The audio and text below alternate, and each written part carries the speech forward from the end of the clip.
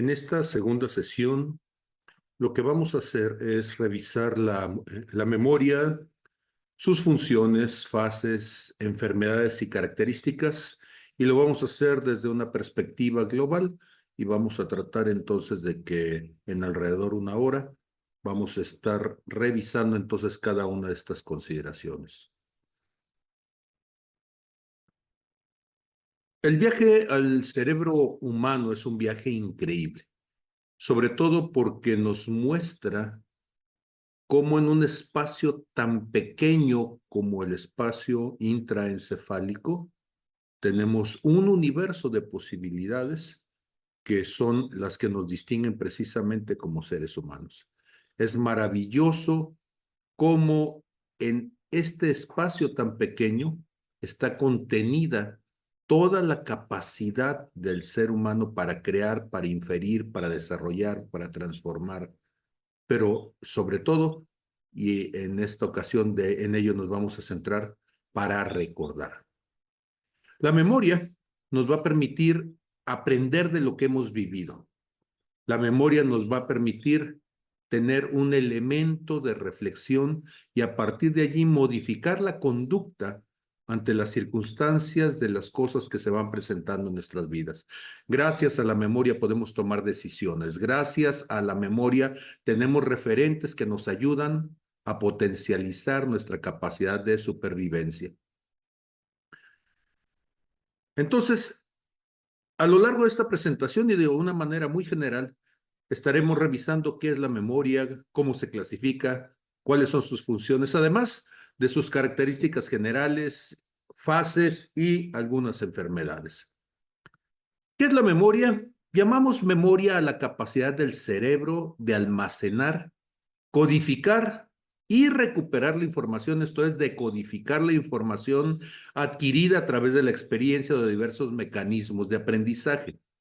Nos va a permitir a los seres vivos derivar aprendizajes de lo que hemos vivido y modificar nuestra conducta entonces para una mejor adaptación a las situaciones venideras, por lo que forma una parte esencial del aprendizaje. La memoria es medular para los procesos de enseñanza-aprendizaje.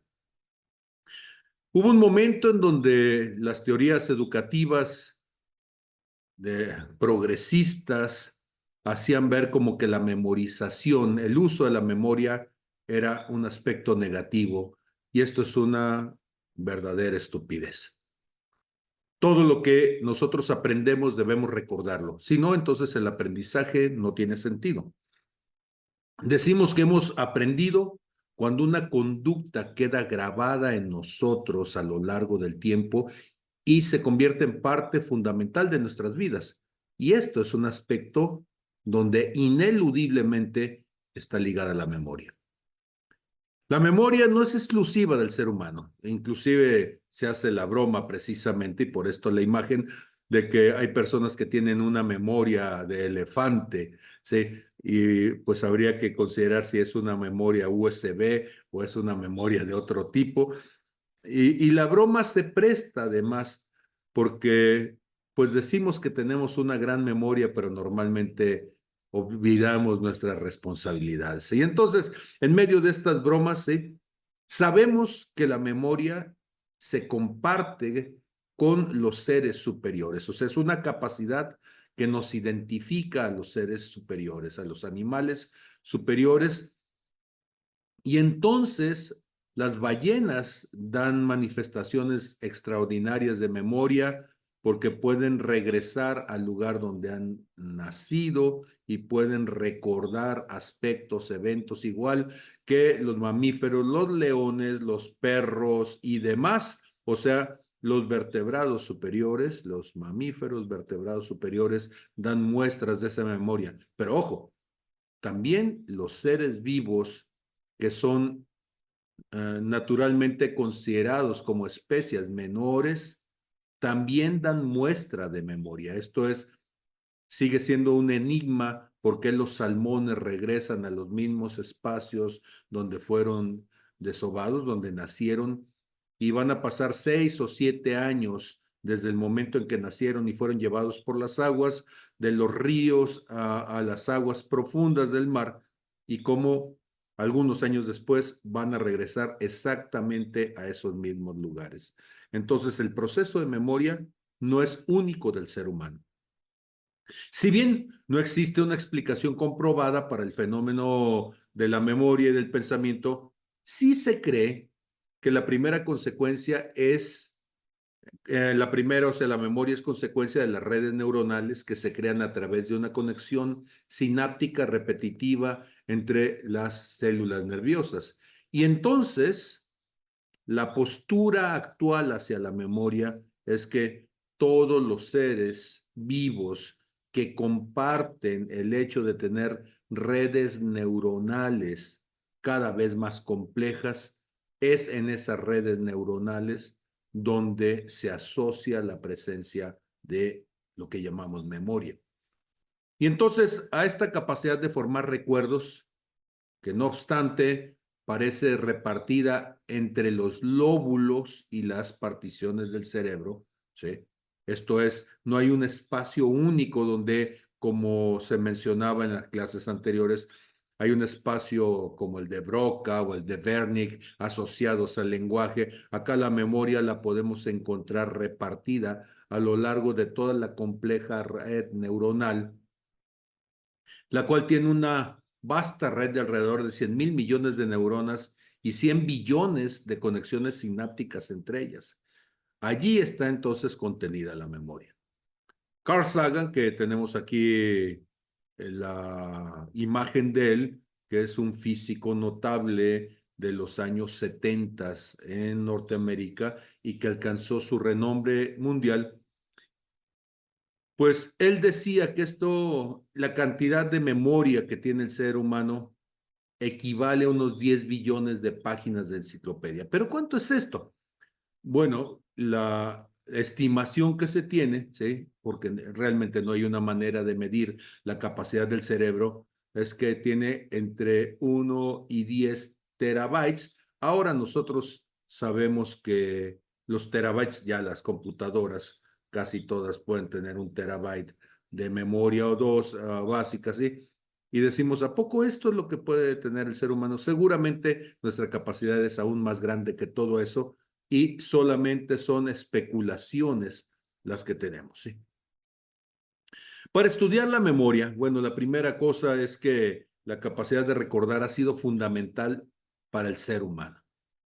Y si bien es cierto que la memoria se convirtió en un aspecto prodigioso que nos llevó a la evolución, también lo cierto es que al entender que la memoria puede ser frágil, que podemos olvidar detalles, por esa necesidad de recordar las cosas que sucedieron, es que el ser humano terminó creando la escritura, los dibujos, o sea, estas referencias iconográficas como en las cuevas de Altamira, donde a través de pinturas rupestres podían recordar entonces los eventos tan importantes como la caza, y gracias a eso nosotros ahora tenemos referentes claros del tipo de vida que llevaron ya desde este momento de la existencia en la humanidad, ¿sí?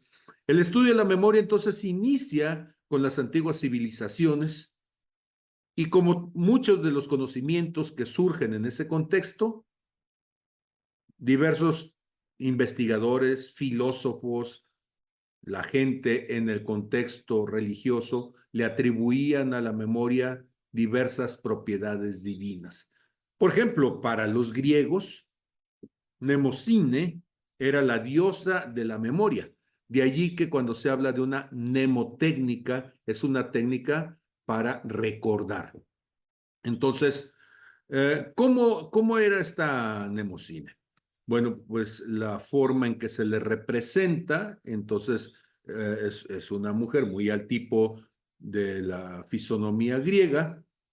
Se dice que ella era, en la mitología griega, una de las 12 titánides que eran hijas de Urano, o sea, Urano es el cielo, y Gea es la tierra. Y entonces Mnemosine, perdón, personificaba a esto que conocemos como la memoria. Ella era la que tenía la capacidad de recordar.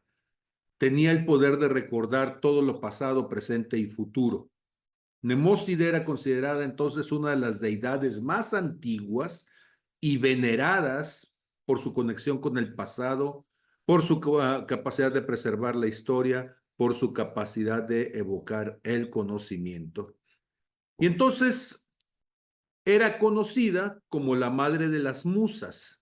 Ustedes recordarán que las musas, las 9 musas que inspiraban a los músicos, a los poetas, y que según el relato de Zeus, el rey de los dioses, se enamoró de Nemóside, y como muchos de los relatos griegos que están llenos de detalles eróticos y de abusos y demás cosas, bueno, pues resulta que Zeus entonces toma a Nemóside, tiene relaciones íntimas con ellas durante 9 noches consecutivas, cada noche engendra a una de las musas, y como resultado de esta unión entonces queda embarazada y da luz a las 9 musas.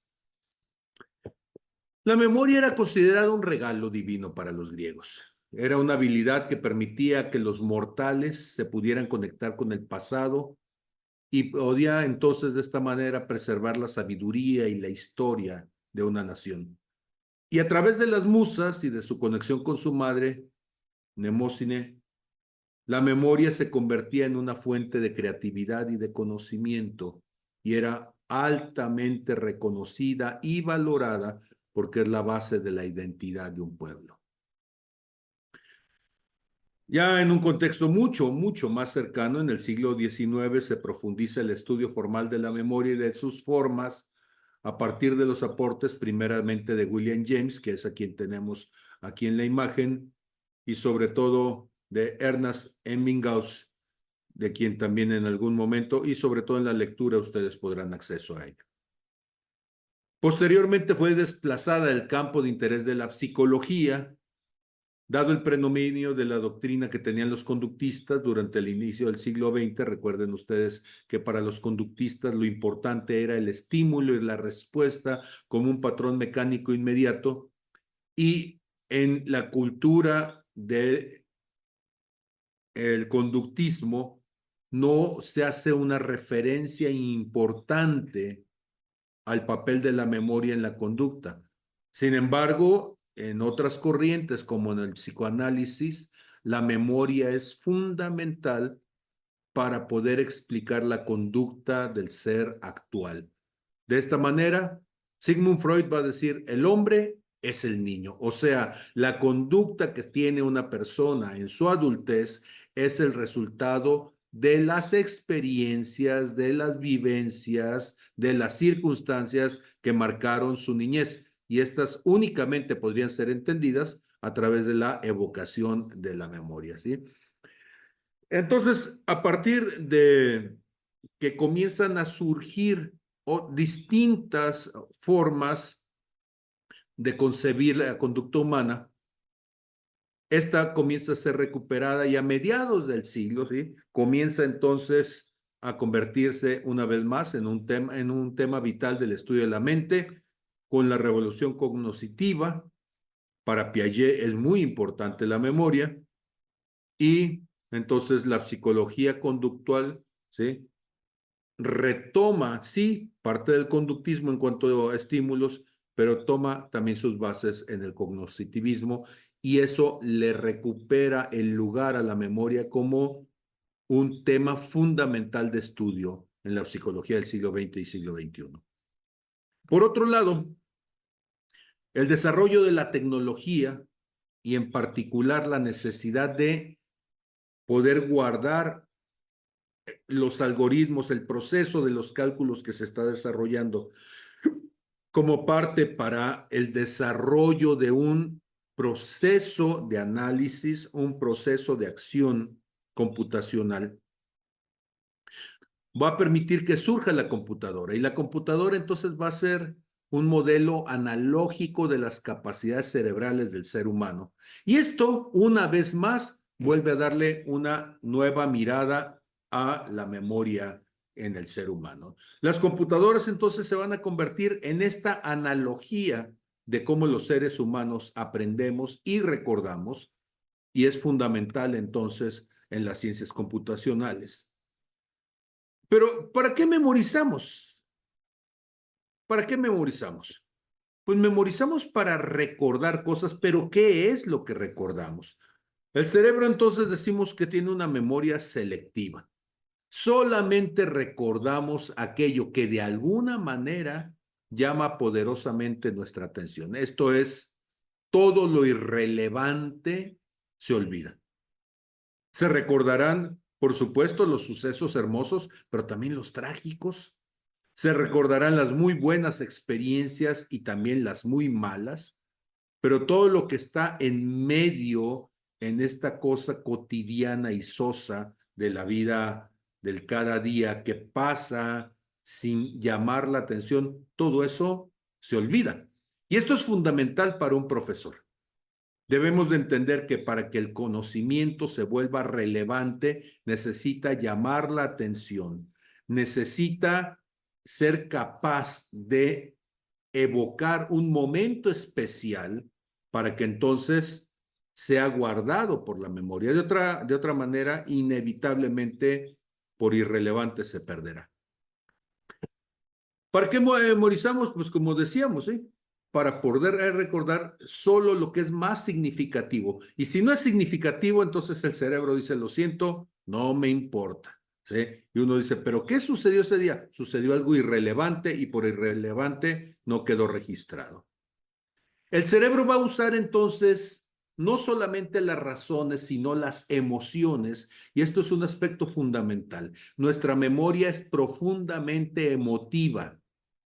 Es con las emociones con lo que nosotros fijamos la argumentación.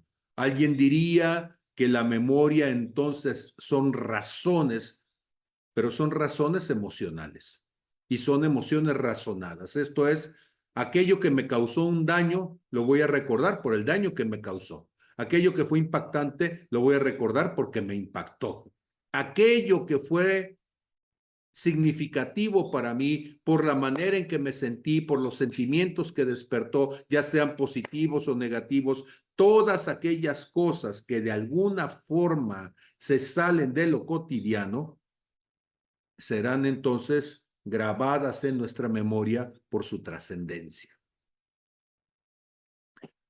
En términos de supervivencia, es fundamental tomar decisiones eficaces, eficientes y que nos lleven a obtener la recompensa y a cumplir con la meta que nos resulte más benéfica de acuerdo con un análisis muy rápido que es un análisis de costo-beneficio y que muchas veces no somos conscientes de la velocidad del procesamiento de esta información.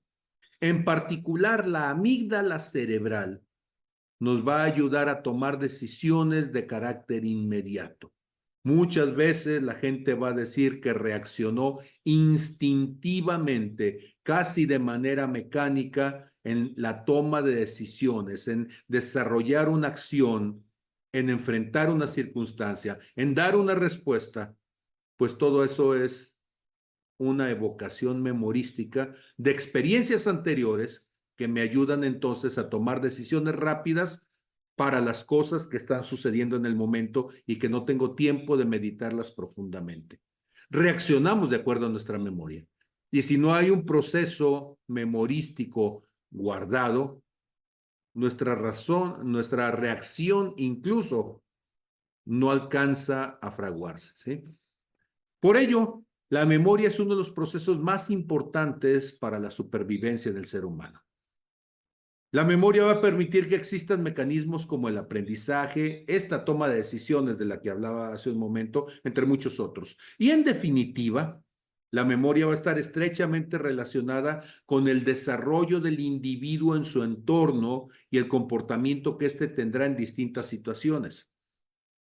Y aspectos como la personalidad finalmente son las conductas que resultaron de mayor efectividad para resolver situaciones entre las que teníamos que tomar decisiones Y esas decisiones, entonces, cuando las fuimos tomando y guardamos el recuerdo de ellas, se van a manifestar como parte de nuestra personalidad.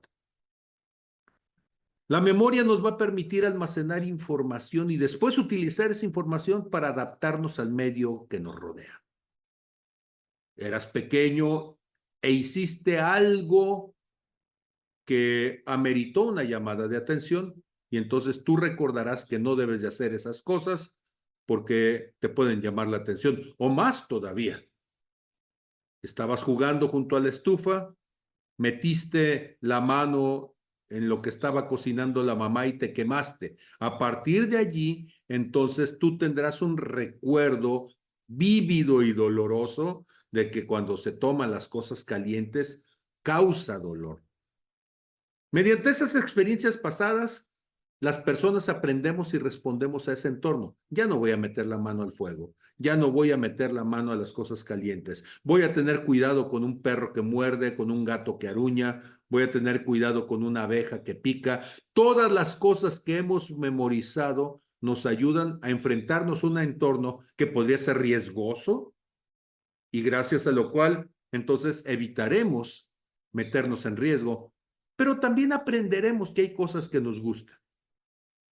Y puede ser que esas cosas que te gusten se lleguen a convertir en una parte fundamental del tipo de alimentación que tienes. Sucede eso con los refrescos endulcorados.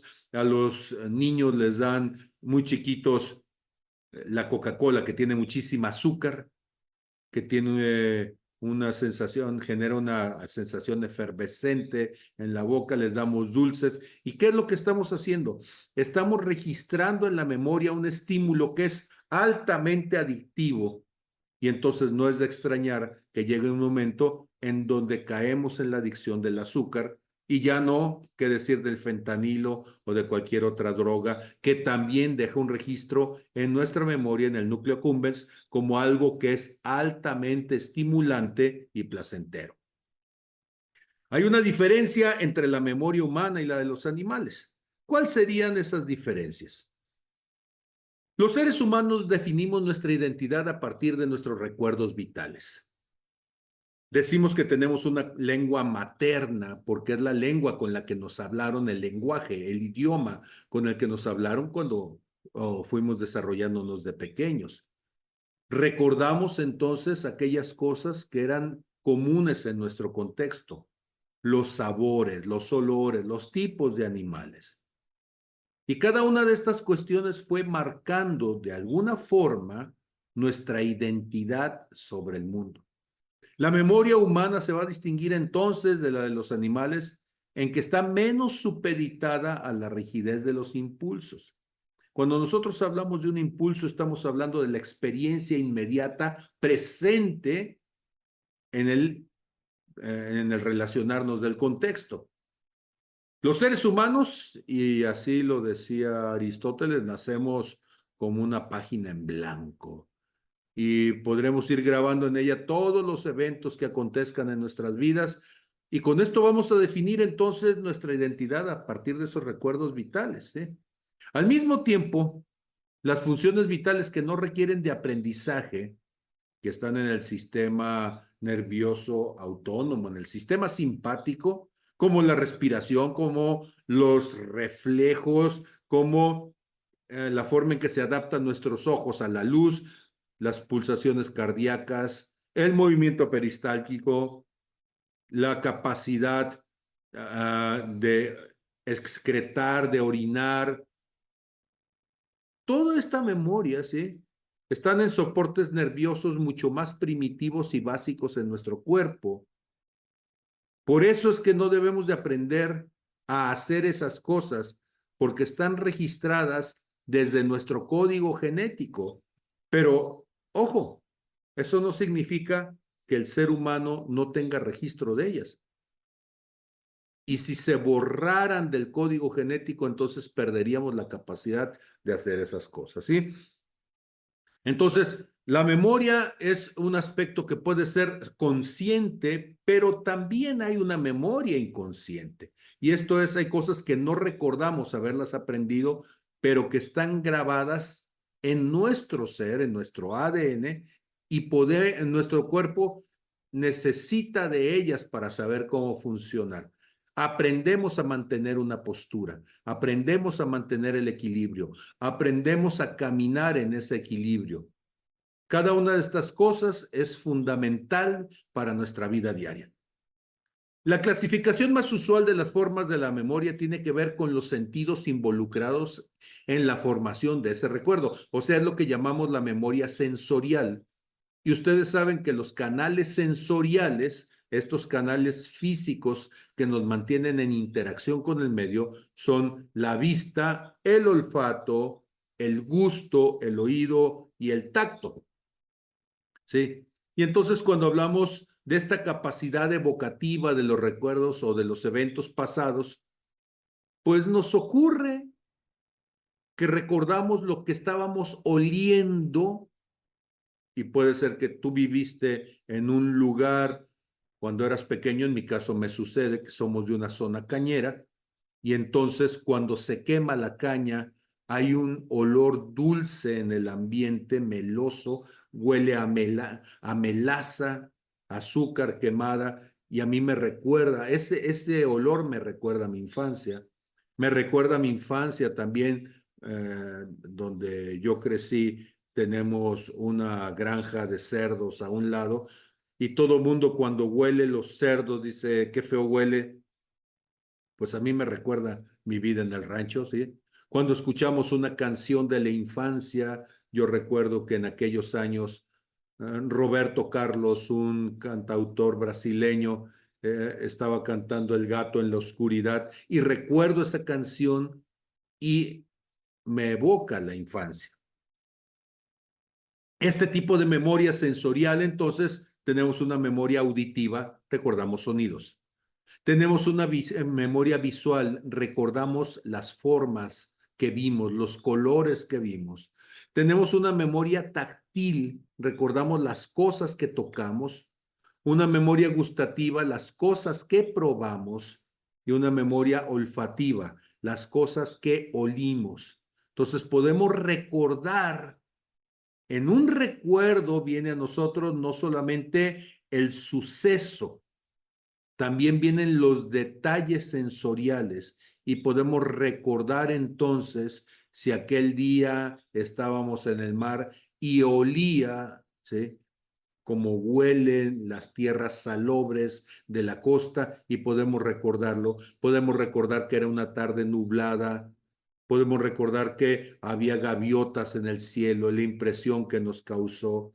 Podemos recordar, yo tengo un recuerdo de que estábamos en la playa y era tiempo de lluvias, había marea más o menos alta, las medusas habían sido arrastradas por las aguas, y bueno, yo no sabía lo que era una medusa, y me metí a bañar y salí picado, y el dolor de haber sido picado por los tentáculos venenosos, urticantes de la medusa, es algo que recuerdo sin mucho cariño, por cierto. También recuerdo que en una ocasión fuimos a visitar a una familia. Yo tendría unos 4 años de edad probablemente. Cuando llegamos a la casa de la familia, nos recibieron. Mis padres se pusieron a platicar con los dueños de la casa, las personas que habíamos ido a visitar, se metieron y yo me quedé distraído. Finalmente soy de perfil autista, me quedé distraído haciendo alguna cosa. Cuando vi que ellos ya se habían metido, pues, o escuché sus voces, me metí, pero resulta que esta familia tenía perros, tenía 4 o 5 perros. Ellos no me conocían, y cuando me metí, se lanzaron sobre mí, y entre los 5 perros comenzaron a morderme, y fue muy doloroso. De hecho, si no hubiera gritado y no se hubieran dado cuenta ellos de los ladridos, gruñidos y de los gritos del chiquillo, seguramente allí podría haber muerto. Y eso se convirtió en una experiencia tan profunda que a partir de ese momento tuve una fobia, un rechazo. La palabra phobos en griego es miedo, y la palabra trauma en griego es golpe. Entonces, Las experiencias dolorosas se convierten en golpes en nuestra emocionalidad, en nuestra sensibilidad, normalmente decimos en el alma, y este golpe profundo, este trauma profundo, fue la base de un miedo, fobos, una fobia que durante años tuve hacia los perros. Y entonces, cuando nosotros estamos pensando en recuerdos, los recuerdos están llenos de experiencias, de vivencias, llenos de sensaciones, llenos de emociones. De todas estas memorias sensoriales, las dos que más recordamos, que son las que más sentido tienen para nuestra especie, ¿sí? Somos una especie eminentemente auditiva y visual. El primer sentido que se activa en el ser humano y el último que se desconecta antes de morir es el sistema auditivo, la capacidad de escuchar. Ya desde el vientre de nuestra madre estamos escuchando cómo respira, el sonido de su corazón, podemos escuchar voces, ruidos que son intensos, frecuencias que son muy bajas, todo eso lo podemos escuchar y aun cuando estamos en estado de coma, podemos estar escuchando todo lo que se percibe a nuestro alrededor. Y la segunda es la visual. Entonces, mucho de nuestro aprendizaje es visual y auditivo.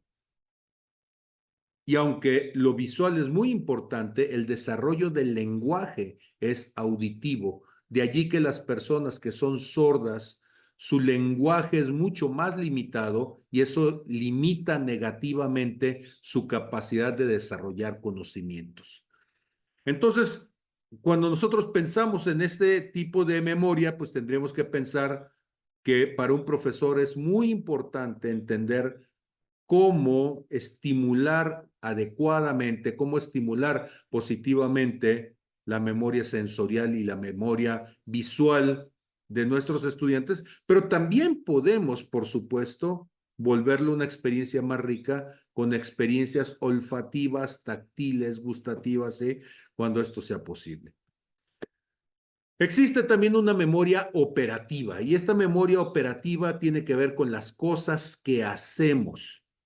Y esta, entonces, está dedicada ya no al almacenamiento de información sensorial, sino a la forma en que elaboramos los recuerdos, es decir, al salto de sentido que existe entre un estímulo interno y una vivencia externa y una vivencia pasada. Una memoria operativa tiene que ver con qué estoy haciendo, de qué manera lo estoy haciendo. Operar es llevar a cabo una acción.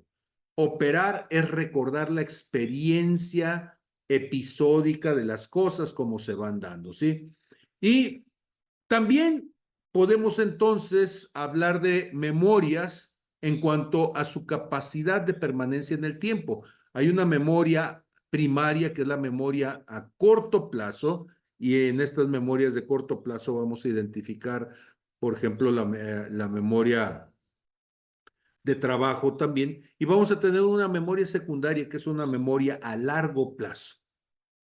La memoria a largo plazo, cuando se tienen problemas de Alzheimer, por ejemplo, lo primero que se pierde es la capacidad de almacenar memoria a corto plazo, pero la memoria a largo plazo se puede mantener. Lo mismo sucede también con la demencia senil, que se pierde la capacidad de entender en dónde estamos, qué es lo que estamos haciendo, pero podemos recordar entonces escenas, nombres, personajes de nuestra infancia. ¿Cuál es la importancia que tiene la memoria en el aprendizaje? Pues la memoria va a jugar un papel crucial en el aprendizaje, ya que es el mecanismo a través del cual vamos a adquirir, almacenar y recuperar información. Algunas de las razones por las cuales la memoria es tan importante en el aprendizaje son las siguientes. La primera de ellas es la adquisición de conocimientos. La memoria va a permitir la absorción y el almacenamiento de nueva información. Si ustedes recuerdan, para Piaget hay dos invariantes funcionales en cuanto a la capacidad de aprendizaje y uno es precisamente la capacidad de asimilación, la segunda es la capacidad de acomodamiento, ¿sí?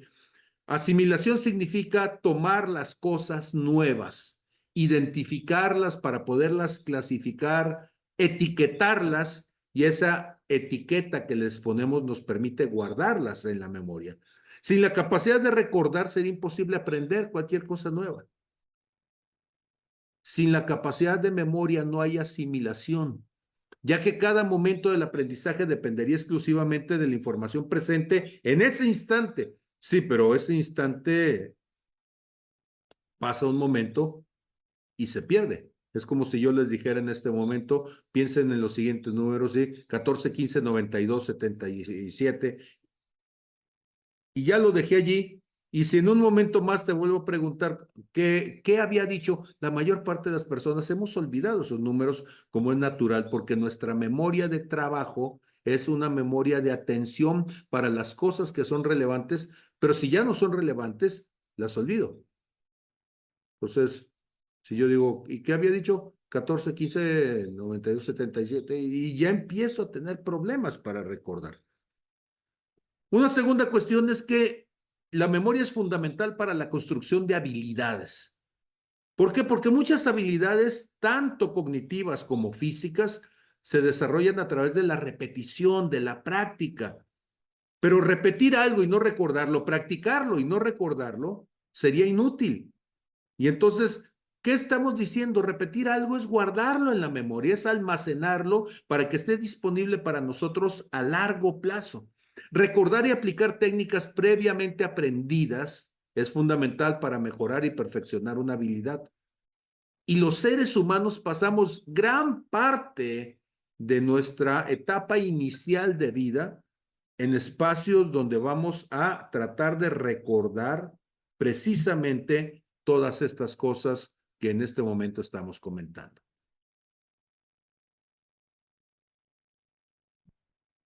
Como número 3, el pensamiento crítico y resolución de problemas.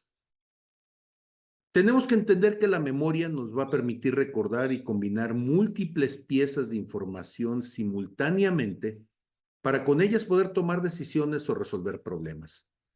El acceso a la información previamente almacenada es vital para evaluar situaciones nuevas y aplicar soluciones pasadas a los desafíos actuales. A eso le llamamos maduración de pensamiento. Decimos que una persona tiene experiencia porque recuerda precisamente los eventos pasados que fueron exitosos y aún los que fueron un fracaso, y de esa manera puede tomar decisiones exitosas en el presente.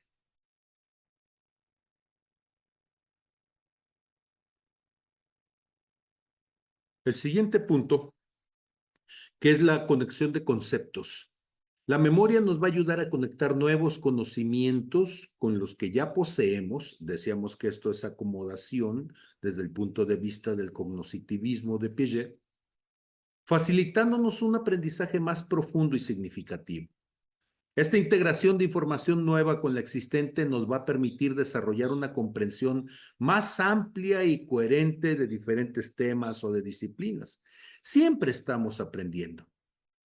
La neuroplasticidad en nuestro cerebro nos recuerda que el cerebro busca adaptarse, reajustarse a nuevas condiciones, a nuevos aprendizajes, fortaleciendo aquellas redes neuronales que son de mayor uso, que son las que más evocamos, pero en su momento también debilitándose y aún desapareciendo aquellas redes neuronales que dejaron de ser importantes, que ya no se usan. Nuestro cerebro busca optimizar, y para optimizar lo que hace es recordar lo importante y darle una mayor jerarquía y desechar aquello que ya no tiene un uso inmediato práctico. La memoria, entonces, es tan frágil como la necesidad que tenemos de ella, o tan fuerte como la estamos evocando. De allí que los ejercicios de evocación memorística son fundamentales para mantener una memoria saludable. ¿Qué significa un ejercicio de evocación memorística? Significa sentarte con alguien a hablar de las cosas pasadas. Y ese ejercicio es un ejercicio que fue básico para la humanidad. La capacidad de sentarse alrededor de una fogata y de contar las historias de los antiguos. Permitir recordarlas, pero no solamente recordarlas, sino aprender de los éxitos del pasado, estar consciente de los riesgos que se vivieron, de la forma en que se enfrentaron, de la manera en que hubo que unirse y trabajar juntos. Esta evocación memorística es la base de nuestra identidad social. Y número 5, cuando nosotros estamos hablando de la importancia de la memoria en el aprendizaje, tenemos que entender que la memoria nos va a permitir retener información a largo plazo. Porque a través de la consolidación de la memoria, lo que aprendemos puede mantenerse durante años, durante décadas, toda una vida. Y esta retención a largo plazo es fundamental para el desarrollo académico y profesional, ya que permite acumular conocimientos y experiencias a lo largo de la vida. Pero ojo, aquello que aprendimos en algún momento y no lo evocamos, no lo ponemos por obra, no hablamos de ello, no lo explicamos a otro, poco a poco se va deteriorando y terminamos olvidándolo. Por eso la mejor manera de aprender y la mejor manera de recordar es enseñar. Cuando ustedes enseñan a otros, y por eso somos docentes, cuando nosotros enseñamos a alguien, lo que hacemos es mantener viva la capacidad de recordar, la capacidad de evocar memorísticamente aquellas cosas que en algún momento las tuvimos como fortalezas. Yo soy matemático y sucedió que por cuestiones de la vida pasé casi 20 años sin dar matemáticas. Y entonces cuando regresé a las matemáticas, hubo cosas que yo recordaba que las había estudiado y tan las recordaba que tenía apuntes de años atrás, clases que había preparado, ejemplos que había desarrollado, cosas que había descubierto, pero ya no recordaba los procesos porque durante 20 años fui negligente y dejé de mantenerlos evocados en mi práctica constante y tuve que volverlos a aprender. Ahora dirán, bueno, el cuerpo tiene memoria, ¿sí? ¿Hay algo guardado allí? Sí, sí lo hay, pero las redes neuronales se debilitan y hay que volver entonces a aprender desde mis capacidades actuales aquello que antes ya lo tenía dominado. Por eso es tan importante, si usted no quiere que se olvide una etapa de su vida, un pasaje de su vida, manténgala activa hablando de ella. Y entonces reúnase cada cierto tiempo con las personas de su afecto y diga, vamos a hablar del pasado, de las cosas buenas del pasado, de aquellas que deba de recordarse y evóquelas, cuéntelas para que se mantengan vivas en su memoria. Número 6, la última. La memoria se convierte en el fundamento para el aprendizaje continuo. ¿Por qué? Porque la memoria no solo nos va a ayudar a recordar información específica, como lo acabo de decir, sino que también va a desarrollar nuestra capacidad para aprender de manera más eficiente en el futuro. Un buen funcionamiento de la memoria puede facilitar métodos de aprendizaje más avanzados y rápidos. Por eso, en la ficha de análisis del proceso cognitivo, cuando les pregunto, ¿fue algo fácil o difícil? Si usted dijo difícil es porque no tenía referentes previos, pero si usted dice fue fácil, ¿por qué fue fácil? Ah, porque había cosas que ya las había aprendido y pude recordarlas y a partir de recordarlas pude entonces hacer mucho más fácil el aprendizaje porque mis redes semánticas están más amplias y tengo más capacidad de llevar a cabo los procesos, los análisis, las formas de aproximación a un nuevo conocimiento. Sigamos adelante. ¿Cuáles son las características de la memoria a largo plazo? Bueno, pues por supuesto que alguien me va a decir que pueden durar a lo largo de la vida. Sí, habría que ver. Sí, los eventos emocionalmente significativos suelen fijarse a largo plazo. La memoria a largo plazo, que llamábamos hace un momentito secundaria, le llamamos inactiva, también se le llama pasiva por otros autores, porque se mantiene solamente ahí guardada. Sí, pero tú puedes, aunque está inactiva, puedes activarla y aunque está pasiva, puedes dinamizarla, ¿sí? Y es aquella que nos va a permitir remontarnos a eventos lejanos en el tiempo con los que no existe una conexión real, directa y reciente, sino remota y a menudo imprecisa, porque debemos de decirlo con toda claridad, la memoria va perdiendo detalles y solamente se quedan aquellos más significativos. Entonces, esa memoria remota, esa memoria imprecisa, se convierte también en una memoria fundamental porque le da sentido identitario profundo a quienes somos. ¿Sí? Sus mecanismos biológicos se desconocen, aunque se ha avanzado mucho y hay muchas intuiciones, pero se piensa que constituye una forma de memoria a corto plazo que a través de los patrones de repetición, de retransmisión, se fija de manera más permanente, aunque invisible. Se sabe igualmente que los eventos más significativos emocionalmente, es decir, los que fueron más placenteros o más dolorosos, suelen fijarse con mayor energía en la memoria a largo plazo, pudiendo mostrarse presentes en la conducta cotidiana, a pesar de que el sujeto conscientemente no los evoque, que los bloqueemos, ¿sí?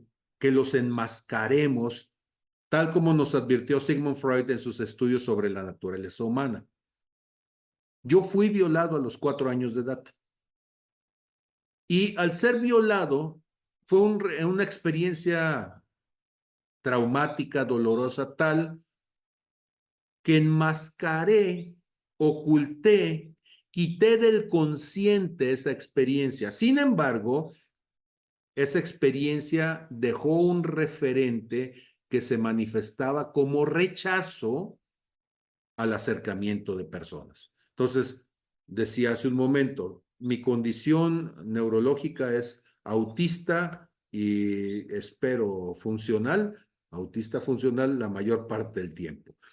Sin embargo, esa experiencia de violencia sexual, de abuso, lo que hizo fue acentuar el rechazo a la interacción humana y entonces me aislé de toda posibilidad de contagio.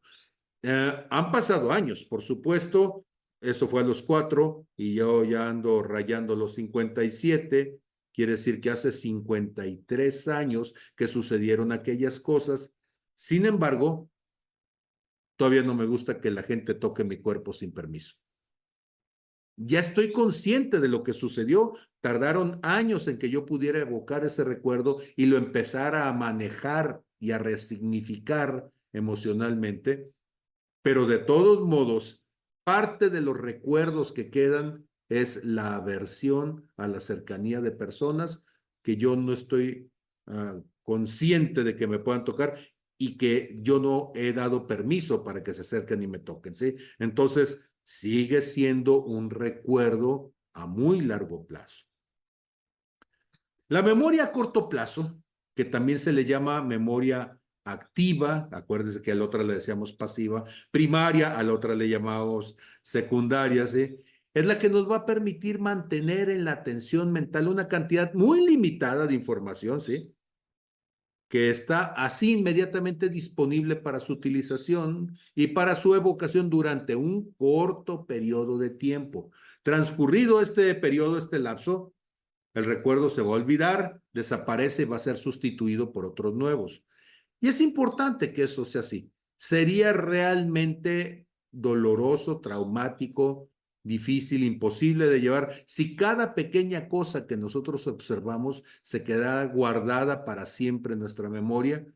Habría una altísima cantidad de información inútil, habría una altísima cantidad de información que tenga un cierto tipo de utilidad, pero solamente fugaz y momentánea. Y entonces nuestro cerebro necesita optimizar. ¿Qué significa la palabra optimizar? Significa olvidar lo intrascendente. Y hay cosas que son intrascendentes y algunas que son incluso dolorosas y bien vale la pena poder olvidar parte de ellas, ¿sí? Esta memoria a corto plazo se va a distinguir de la memoria secundaria, de la memoria a largo plazo, ya que sus elaboraciones no suelen perdurar, se van diluyendo, se van disipando y en la mayoría de los casos son irrecuperables posteriormente. Se estima que se trata de un almacén de datos independientes con mecanismos de activación y reflejos bioquímicos totalmente independientes. Y alguien dirá, pero es que sería bueno guardarla. Miren, cuando la computación se desarrolló, hay una memoria que se llama memoria RAM y una memoria ROM, que son memorias de corto plazo.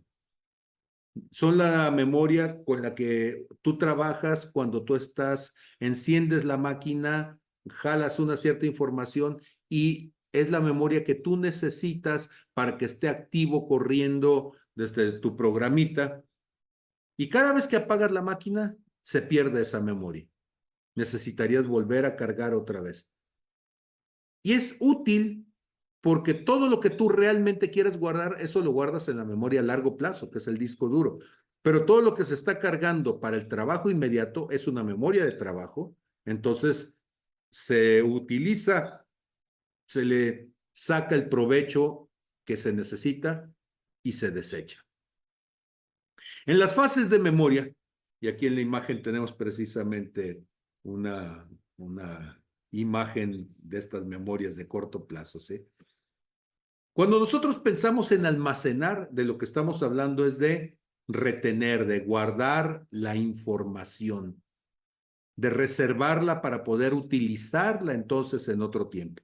Cuando nosotros hablamos entonces de estas fases, hay tres fases diferenciadas durante las cuales la atención mental va a cumplir con un rol, con un objetivo específico, y esas fases son, la primera es el registro, también llamada codificación.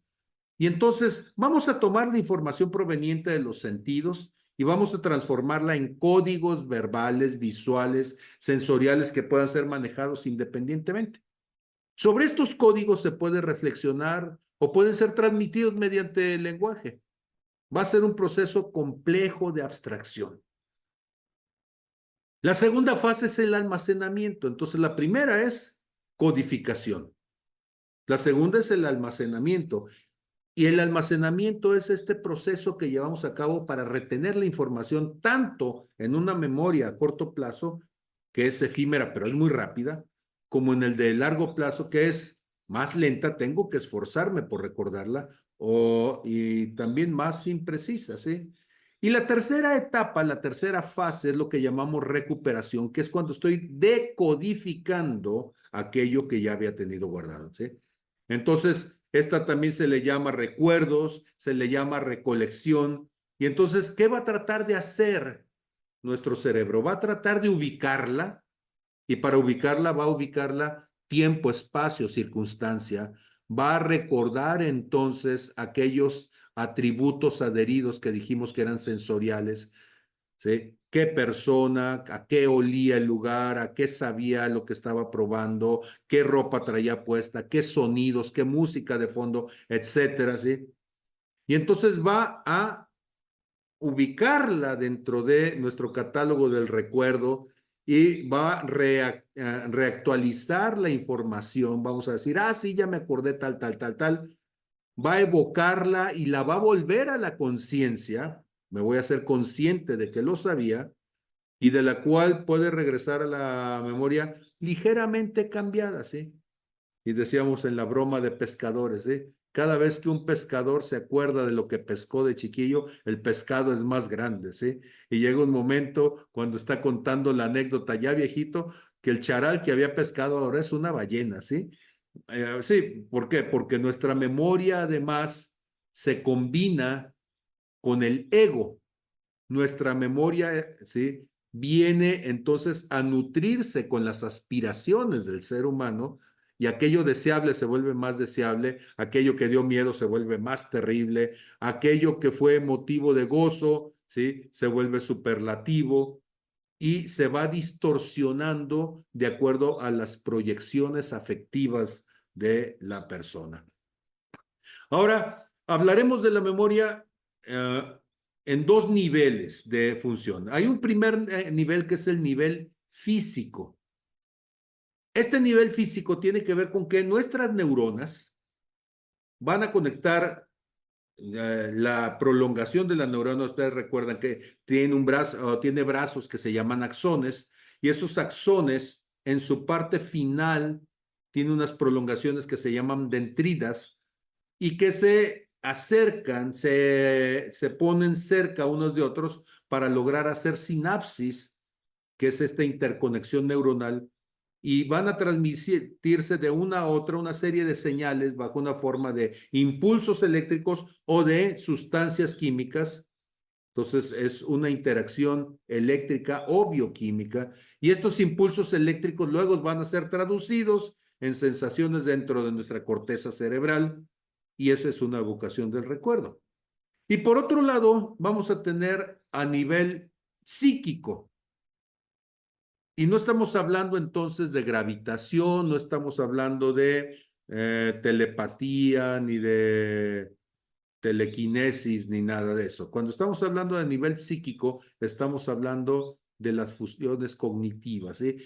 Y las diversas formas de la memoria van a estar en constante interacción y evocación, o sea, consciente e inconscientemente. Consciente puedo recordarlas despierto, inconscientes puedo estar dormido y recordarlas, o puedo estar despierto e inconscientemente siento rechazo hacia algo, y las fobias son inconscientes. Hay algo allí que me alerta, pero no recuerdo por qué. Sin embargo, recuerdo que era importante estar alerta y tomar distancia, ¿sí? Y entonces, esta evocación del contenido emocional, lógico, experimental, ¿sí? Cualquier cosa que haya sido parte de mi vivencia, del tipo que sea que una persona necesite en su vida cotidiana, va a venir a mí. Y esta colaboración entonces va a permitir la complejidad de los procesos mentales de razonamiento y deducción. Muchas veces estamos pensando nosotros, no encontramos una respuesta, no encontramos una respuesta, estamos afanados y entonces decimos, ya no voy a pensar en eso. Y al rato, cuando ya mi capacidad de atención está en otra cosa, de repente me voy a acordar y voy a decir, sí, lo que estaba tratando de recordar hace rato era tal cosa, ¿sí? Y voy a tratar entonces de encontrar maneras de recordarlo. Por ejemplo, hace unos días yo estaba, hay un término en filosofía, una forma de escribir de la cual Nietzsche, un filósofo alemán, él lo hacía, y la palabra es aforismos, pero yo no me acordaba de la palabra aforismos, a pesar de que es algo que durante mucho tiempo he leído, incluso pues he enseñado, ¿sí? Y como digo, si no lo estamos evocando, muchas veces nuestro cerebro puede olvidarlo en lo inmediato, ¿sí? Y entonces no me acordaba de la palabra aforismos. Pasé un rato, de hecho la conversación en donde estaba terminó, pero yo me quedé con la inquietud de cómo se llamaba esa palabra. Llegó un momento en donde, mientras ya no estaba en la plática, me acordé, aforismos, y dije, no quiero que se me vuelva a olvidar. Una de las cosas que yo hago entonces son mnemotécnicas. Y hay una letra en el lenguaje sordomudo que es esta que tengo aquí, y esta letra así es la letra A. El puño con el dedo pulgar junto al puño, ¿sí? Al lado del puño, ¿sí? Entonces esta letra se llama A. Y entonces, y dije, voy a acordarme de esta y voy a poner los dedos así como número 4, pero me voy a acordar de él en inglés. For. Entonces, A, for. Y ya digo, si me acuerdo de las dos primeras sílabas, a for, pues ya lo demás es desde la colita, ¿sí? Aforismo como la reducción de todo a una sola idea, ¿sí? Cosas como estas, mnemotemas, algo que suene ridículo, estrambótico, raro, nos puede ayudar a acordarnos de algo que en su lógica o en su congruencia, pues no nos podemos acordar, ¿sí? Entonces, los aforismos como palabras. ¿Son algo que utilizo? Sí, pero mi cerebro se le olvidó, se confundió, ya estoy más viejo, tuve COVID, la situación que sea, sí, pero yo tengo que hacerme cargo de mi memoria y buscar formas entonces de mantenerla activa. Factores que van a influir negativamente en la memoria, ¿sí? Porque también nuestra memoria se ve afectada. Entonces, factores que van a influir negativamente en la memoria, pues todo aquello que afecte al sistema nervioso central.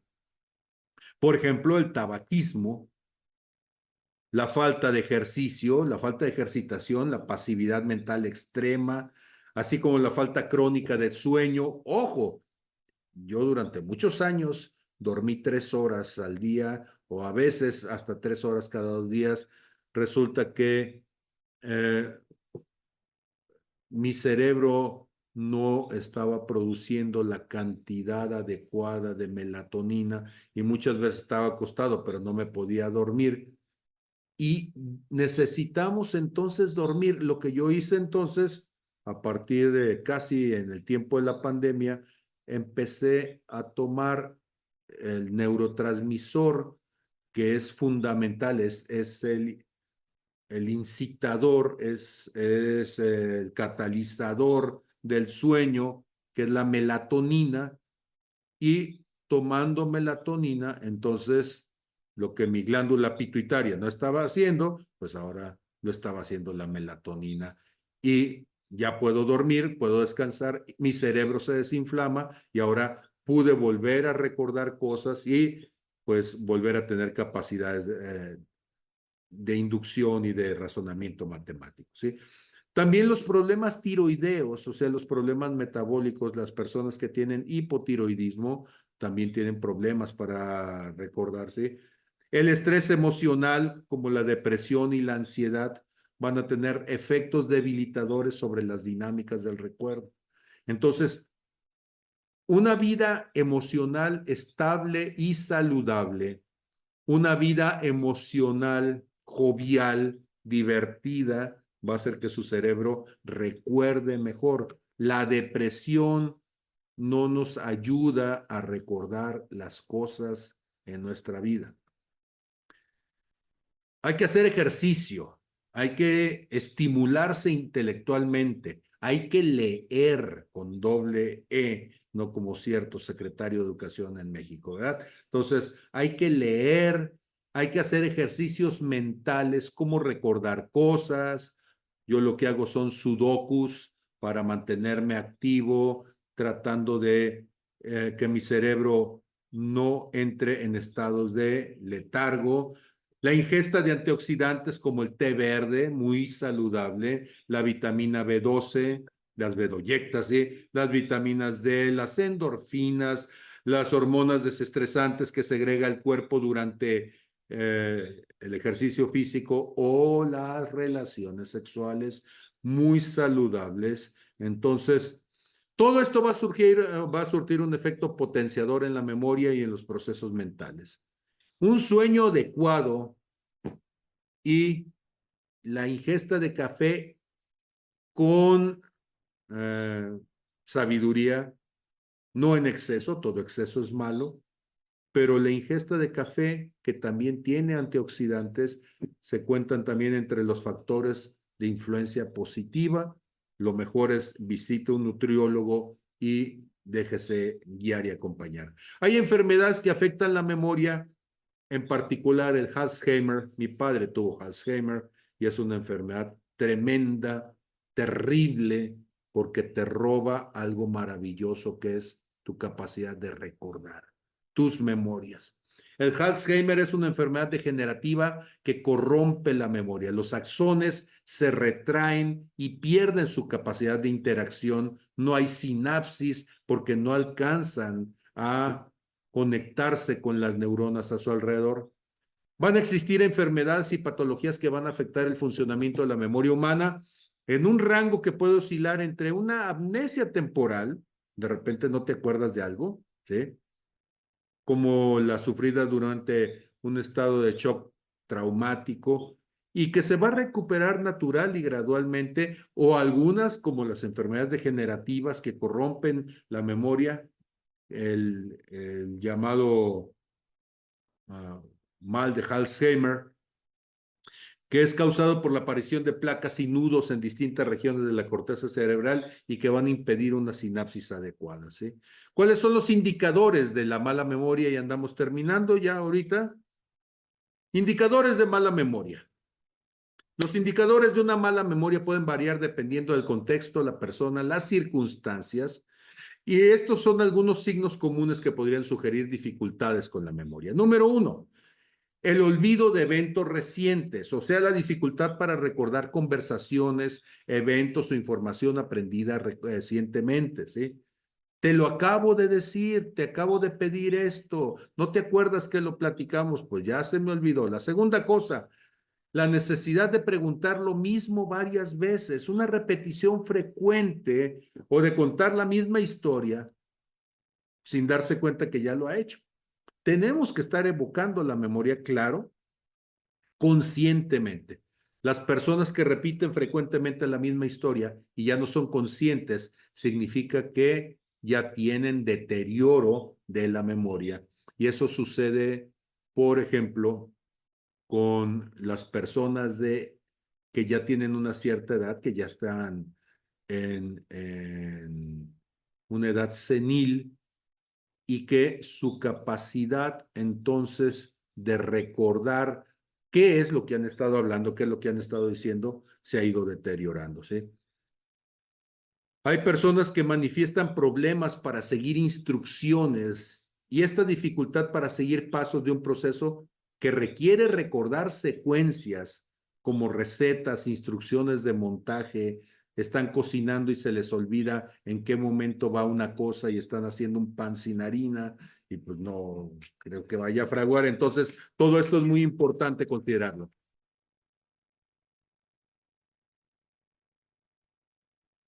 Continuando con los indicadores de mala memoria, tenemos la desorientación en tiempo y espacio.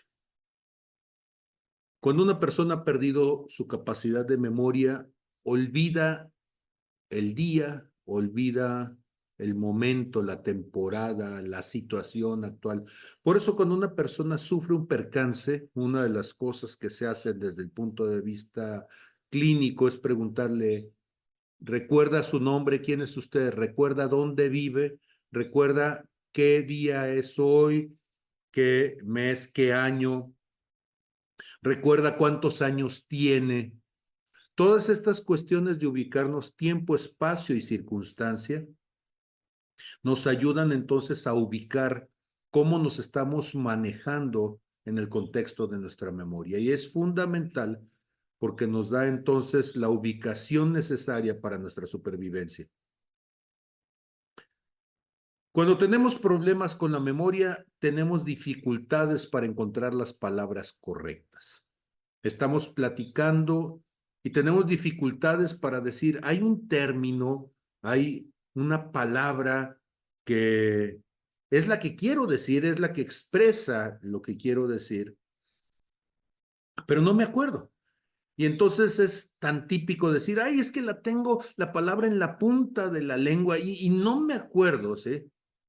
Entonces lo que hacemos es buscar referentes y esos referentes tratamos de acordarnos eh, alguna cosa que sea importante y a veces funcionamos estilo Jeopardy, o sea, decimos, es esto que significa tal, tal, tal, tal, ¿sí? Dícese de aquella persona que trabaja con animales, con que los cuida y los alimenta. Ganadero, ganadero, sí, es un ganadero, ¿sí? La cuestión está de que tenemos que buscar esos referentes para que con esos referentes podamos evocarlo nosotros o podamos tener la ayuda de quienes están con nosotros. Ahora, de allí la importancia de que como juego para fortalecimiento de la memoria, juguemos precisamente cosas como esa. El Jeopardy es una actividad que surgió como un evocador de la memoria. Yo te doy lo que significa la palabra y tú me tienes que decir la palabra, ¿sí? y entonces ese juego está activando nuestra capacidad de recordar. Número 6, alguien que está teniendo problemas de memoria pierde regularmente objetos. Ahora, hay gente que ha sido distraída toda la vida y para ellos no va a representar una novedad, pero olvidar en dónde se colocan los objetos de uso común, como las llaves, las gafas, los documentos importantes. Ahora, ¿qué es importante para cuando una persona está perdiendo la memoria y no se convierta esto en causa de estrés? Los japoneses tienen una práctica y la práctica es que ellos llaman a las cosas por el uso que tienen. Por ejemplo, nosotros decimos un llavero. Sí, un llavero, ¿qué significa? Donde se guardan las llaves. La palabra en japonés, no la conozco en japonés, pero lo que significa es donde se guardan las llaves, donde se guardan los zapatos, donde se guardan los platos. Y entonces, ¿dónde va cada cosa? En el lugar asignado para ello. Y eso ayuda entonces a que una persona que tiene problemas de memoria pueda recordar dónde debería de estar y dónde la tiene que buscar. De esa forma, entonces, en la mañana, cuando vas a salir, en lugar de estar ansioso porque pasas por toda la casa y no encuentras las llaves, acostumbrarte a decir, las llaves se guardan donde se guardan las llaves. Los zapatos se guardan donde se guardan los zapatos. La ropa sucia se pone donde se pone la ropa sucia. Si decimos, hay un lugar para cada cosa y si cada cosa está en su lugar, eso va a facilitar el proceso de memoria, de recordar dónde está y cómo volver a ello.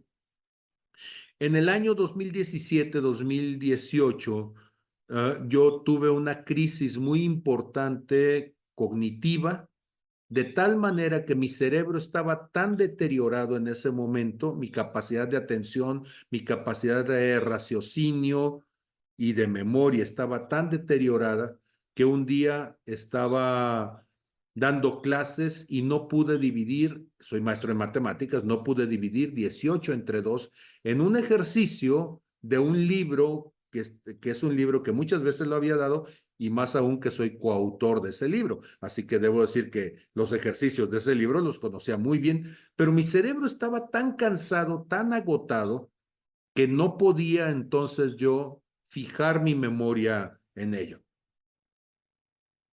En ese tiempo, ¿qué fue lo que hice? Tomé la práctica de estacionar mi carro en el mismo lugar.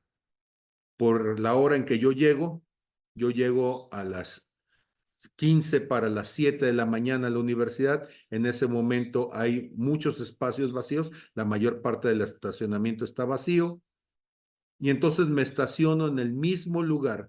¿Por qué? Porque me sucedió en ese tiempo varias veces que tuve que caminar toda la universidad con un nivel de ansiedad horrible porque no hallaba el carro, porque no sabía dónde lo había dejado. Cuando llegaba, me estacionaba donde fuera y eso generaba entonces un nivel de ansiedad, de estrés enorme. Estacionarme en el mismo lugar, poner las cosas en sus lugares correspondientes, dejar mi mochila siempre en el mismo lugar, dejar las llaves en el mismo lugar, en el llavero, etcétera. Eso le llamamos rituales de memoria. Esos rituales de memoria nos ayudan a recordar entonces que debemos dejarlo allí para encontrarlo allí y nos ayuda a bajar los niveles de ansiedad. Afortunadamente, después de una terapia de sueño intensa, como decía hace un momento, pude llegar al punto donde se restauró mi capacidad de recordar. Más indicadores de mala memoria. Hay cambios en la toma de decisiones o el juicio, o sea, tomar decisiones que parecen inusuales o no considerar las consecuencias de una toma de decisión de una forma habitual puede ser un indicador que la persona está perdiendo la memoria. Esto es, la persona está decidiendo cosas que anteriormente jamás lo hubiera hecho de esa manera. Todas estas cosas que estoy diciendo, desgraciadamente me tocó verlas en la vida diaria con mi señor padre que de repente ya no estaba haciendo las cosas y no era el hombre que toda la vida había sido. Estaba entonces en una etapa de deterioro a causa del Alzheimer. La siguiente es un retraimiento social o profesional. Él fue un hombre brillante, fue un médico brillante, pero empezó a evitar socializar, a participar en actividades con otros. De hecho, incluso solicitó su baja laboral y pensionarse a causa de la lesión neurológica debido a la dificultad de mantenerse al día en su actualización como profesional, en las conversaciones que tenía, en las tareas que llevaba a cabo. Y él dijo, es que ya es peligroso que yo siga ejerciendo mi actividad profesional, ¿sí? Y comenzó un retraimiento social, profesional y de alguna manera también hasta en lo familiar, ¿sí? La otra cosa es que podemos olvidar las promesas formalmente hechas, es que el sábado nos vamos a ver y se nos olvida, o yo te prometo que lo vamos a hacer, que lo voy a pagar y se le olvidaba.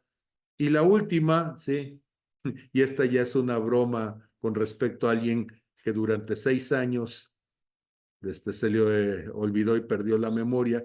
Nos había dicho muchas cosas antes, pero después se le olvidó y es siempre tener otros datos para justificar su propia realidad. El que pierde la memoria está viviendo una irrealidad ante la realidad de los otros. Y bueno, pues nosotros tuvimos a alguien así y todavía lo tenemos unos meses más, que perdió la memoria histórica de todo aquello que había significado el discurso durante años. Ok, entonces, muchas gracias hasta aquí y vamos entonces a seguir profundizando en las cuestiones de memoria en el material que vamos a estar revisando. Es muy importante que nos demos la oportunidad de acceder al material y de revisarlo a detalle, porque todo esto finalmente nos va a ayudar a tener una mayor comprensión de los procesos de memoria que son fundamentales para la educación. Muchas gracias.